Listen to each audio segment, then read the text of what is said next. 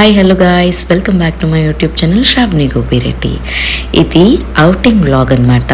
మేము గేమ్ జోన్కి తీసుకెళ్ళాం చైత్ర చాలా ఎక్సైటెడ్గా ఫీల్ అయింది అండ్ డిఫరెంట్ గేమ్స్ కొన్ని భయపడింది, కొన్ని ఎంజాయ్ చేసింది. We have really enjoyed a lot.